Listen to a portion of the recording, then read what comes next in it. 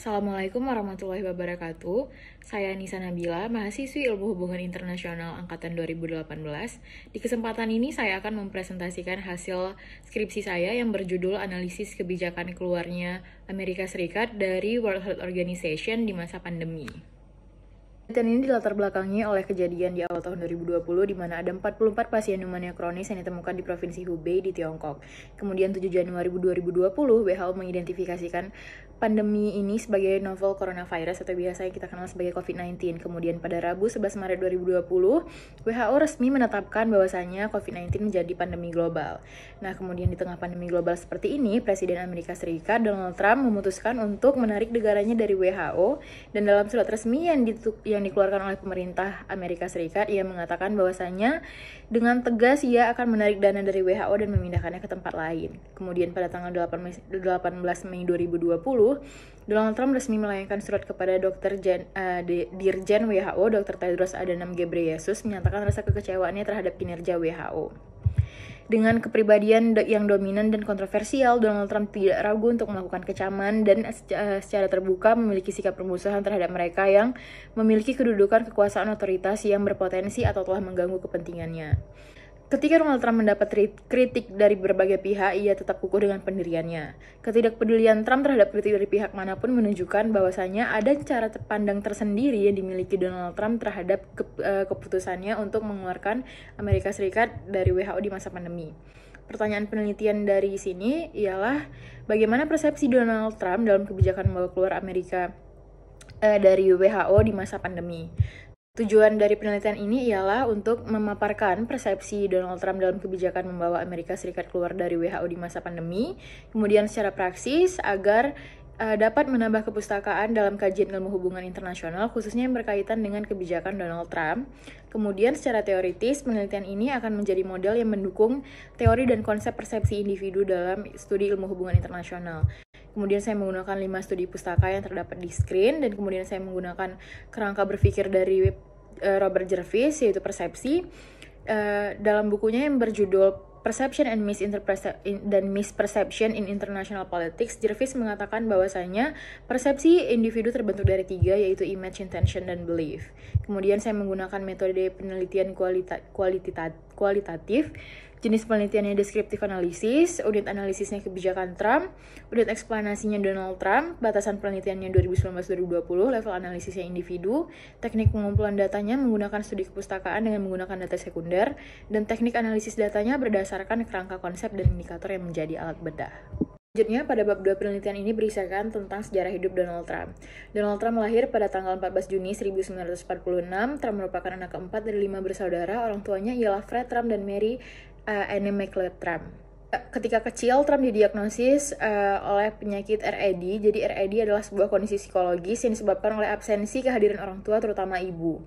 Hal ini menyebabkan Trump menjadi anak yang anti-dependent atau tidak bisa mengakui kebutuhannya akan kehadiran orang lain dan untuk menyelesaikan masalah yang ia tidak ketahui.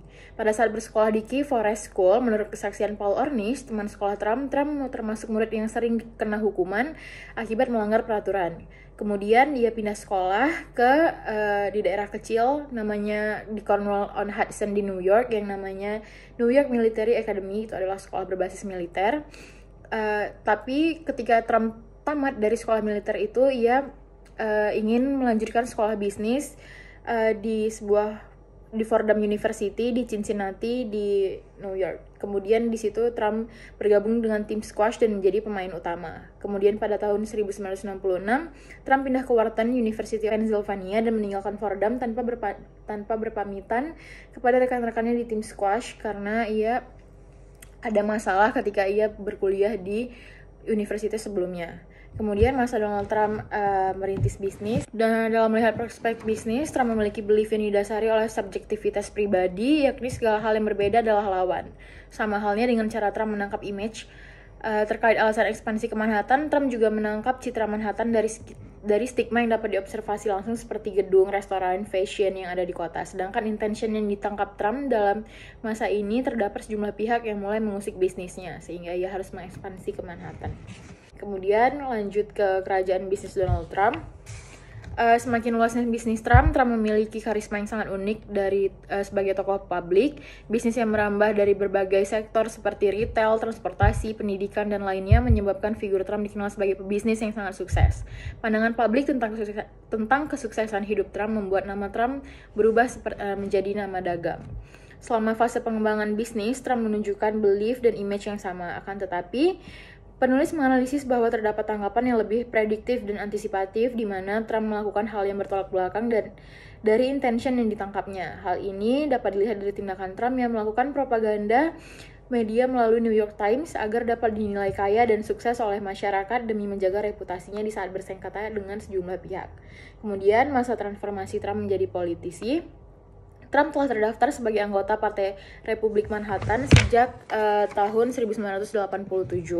Saat itu, Trump berubah partainya sebanyak 5 kali, yaitu pada tahun 1999 Trump afiliasi ke Independence Party of New York, kemudian 2001 pindah ke Partai Demokrat, kemudian 2009 kembali ke Partai Republik, kemudian 2011 berubah jadi no party affiliation atau independent, dan terakhir 2012 ia kembali ke Partai Republik. Kemudian masa kampanye Trump hingga menuju Gedung Putih.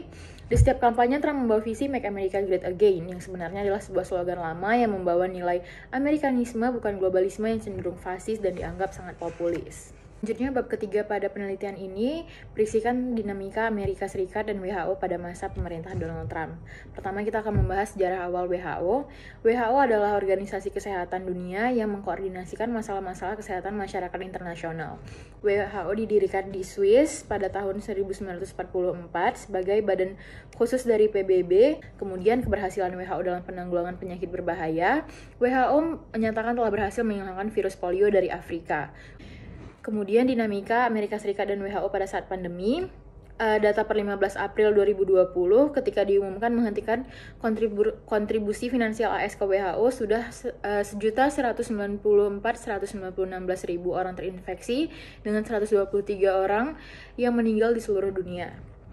Ketika korban baru bermunculan di berbagai belahan dunia dengan temuan infeksi berulang atau kasus gelombang kedua di negara awal pandemi COVID-19 yakni Tiongkok, secara tiba-tiba dalam situasi yang tidak pasti ini Presiden AS Donald Trump memutuskan untuk menghentikan kontribusi finansial negaranya kepada WHO yang mengurus masalah kesehatan dunia ini.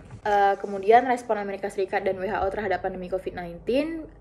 Di awal pandemi COVID-19 terjadinya kasus COVID-19 di AS ini, terutama yang muncul pada saat itu ditengarai tidak lepasnya dari masuknya varian Delta asal India dan varian Gamma asal Brazil di Amerika Serikat. Itu Amerika Serikat merupakan negara dengan jumlah kasus COVID-19 terbanyak, yaitu 25% dari total kasus di dunia. Hingga 30 Juni 2020, Johns Hopkins University mencatat terdapat 2.467.837.000 kasus dan lebih dari 125 orang mengalami kematian akibat COVID-19. Kemudian dominasi Donald Trump dalam kebijakan luar negeri Amerika Serikat terhadap penarikan diri dari WHO. Ada proses keluar Amerika Serikat sebagai anggota WHO. Trump resmi menarik diri dari Amerika Serikat. Trump membuat niatnya semakin jelas setelah akhir Mei kemarin ia menuduh WHO di bawah kendali Tiongkok dalam menghidupkan status pandemi virus corona. Kemudian juru bicara Sekjen PBB, Stephen Dujarric, mengkonfirmasi rencana Trump untuk menarik diri dari WHO secara efektif pada 6 Juli 2020. Kemudian Amerika Serikat keluar dari WHO karena Trump akibat pengurangan kontribusi finansial Amerika Serikat bagi PBB yang mencapai 50% berdampak pada kurangnya aktivitas organisasi internasional di bawah PBB seperti UNHCR, yaitu United Nations High Commission for Refugees yang mengurus masalah pengungsi, dan UNPF yang mengawal perdamaian dunia. Berbagai pengurangan donasi keuangan Amerika Serikat kepada PBB telah merefleksikan kian surutnya kepedulian Trump dalam upaya mencari solusi berbagai persoalan di dunia. Ini merupakan konsekuensi dari merusutnya peran Amerika Serikat di dunia internasional yang di bawah kepemimpinan Trump menegaskan kebijakan Amerika Serikat sebagai America First yang mengenyampingkan multilateralisme dan dikampanyekan sejak Pilpres 2016. Trump lebih suka membuat keputusan politik yang kontroversial dengan menghentikan kontribusi finansial Amerika Serikat ke WHO daripada mengikuti langkah rasional yang ditetapkan oleh ahli pandemi. Bab keempat dari hasil penelitian ini berisikan tentang persepsi Donald Trump dalam kebijakan luar negeri Amerika Serikat keluar dari WHO. Pertama, belief Donald Trump terhadap WHO. Berdasarkan perjalanan bisnis Trump, Penulis menganalisis bahwa terdapat sebuah pola yang sangat jelas diyakini oleh Trump, yaitu Trump memiliki perhitungan jangka pendek dalam mengambil sebuah keputusan, sebagaimana yang tercermin dari pola ekspansi bisnisnya. Kemudian Trump juga memiliki karakter anti diatur yang mengedepankan prinsip applicable for all. Jadi bagi seorang Trump, Amerika Serikat tidak dapat berada di bawah otoritas apapun termasuk WHO yang sedari awal telah dipersepsikan sebagai hal yang tidak menguntungkan bagi Amerika Serikat. Kemudian fokus kebijakan Trump dan prioritasnya ialah pertumbuhan ekonomi Amerika Serikat. Dilatar belakangi kesulitannya melepaskan diri dari kepentingannya sebagai kapitalis dan pelaku bisnis utama negara di Amerika Serikat, Trump menjelaskan mengapa ia tidak setuju dengan keputusan lockdown seperti yang disarankan oleh Gubernur Cuomo negara bagian pada saat itu. Kemudian sebagai individu, Trump dapat dikategorikan sebagai pemimpin yang pragmatis dan tidak percaya pada ide normatif seperti tanggung jawab negara maju. Bagi Trump, segala sesuatu harus dapat diperhitungkan secara ekonomi, dan parameter ekonomi ini harus dapat menguntungkan bagi AS dan bukan menjadi beban finansial. Selanjutnya, image yang ditangkap oleh Trump terhadap WHO. Trump melihat WHO sebagai hambatan. Dan hal ini didasari oleh sentimen subjektif Trump di mana setiap klaim yang diberikan Trump mengenai WHO sering bersifat invalid. Kemudian dalam pandangan Trump, Amerika Serikat harus membuat kesepakatan yang bersifat menguntungkan dan mengabaikan kerugian.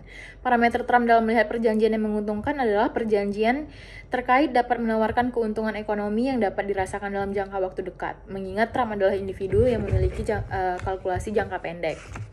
Kemudian Trump menangkap image WHO sebagai hambatan bagi Amerika Serikat karena Amerika Serikat dibebankan tanggung jawab di mana hal tersebut dapat mengganggu keuntungan sektor dalam kalkulasi jangka pendeknya Amerika Serikat.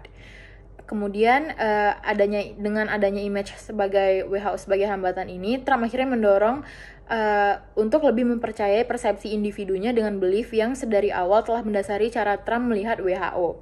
Oleh sebab itu, WHO secara umum dicitrakan sebagai rezim internasional yang menyangkut kehidupan generasi yang mendatang, malah justru dicitrakan sebagai hambatan oleh Trump. Selanjutnya ialah intention yang ditangkap oleh Trump terhadap WHO. Dalam hal ini, penulis melihat bahwasannya Trump memprediksikan respon domestik dunia dan internasional akan menolak gagasannya untuk keluar dari WHO. Namun demikian, prediksi tentang penolakan dan anggapan mengenai Amerika Serikat justru dipersepsikan sebagai sesuatu yang harus dilawan dan diabaikan. Persepsi Trump terhadap WHO terbagi menjadi dua. Pertama dari segi internal, yaitu adanya dipengaruhi rasa sentimental oleh emosi personal terhadap Tiongkok, dan kemudian dari segi eksternal, Trump sebagai pemimpin Amerika Serikat menilai bahwa kebijakan WHO di masa pandemi tidak menguntungkan bagi Amerika Serikat, dan sebagai seorang pemimpin yang memiliki latar sebagai pebisnis, ia juga sangat sensitif terhadap isu ekonomi dan juga keuntungan. Kemudian belief Trump tentang WHO yang merugikan dan irasional telah membentuk cara pandang bahwa apa yang dianggap baik bagi Trump adalah baik bagi Amerika Serikat. Oleh karena itu, ketika muncul banyak resisten dari skala domestik, Trump telah memprediksikan hal tersebut akan terjadi. Trump menyiasati prediksi tersebut dengan mengambil opsi yang dianggap tidak mungkin, yaitu membuat kebijakan luar negeri Amerika Serikat keluar dari WHO.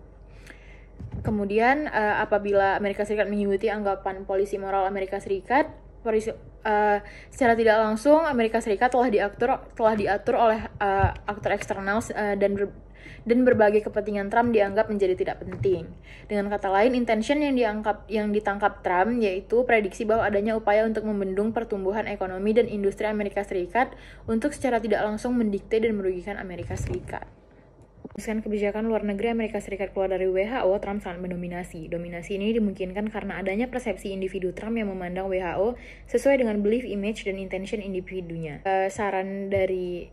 Berdasarkan temuan ini, penulis menyarankan adanya sebuah studi komparatif dalam level individu yang dapat membandingkan bagaimana belief ekonomi Trump dapat berbeda dari pemimpin negara lain yang memiliki latar belakang bisnis. Hal ini penting agar studi pada ilmu hubungan internasional fokus pada idiosinkretik dapat melihat lebih jauh bagaimana ekonomi pada level individu dapat mendominasi formulasi kebijakan politik sebuah negara. Lebih lanjut, diharapkan adanya studi yang dapat memberikan rekomendasi tentang bagaimana menghadapi kebijakan luar negeri Amerika Serikat di bawah kepemimpinan Donald Trump.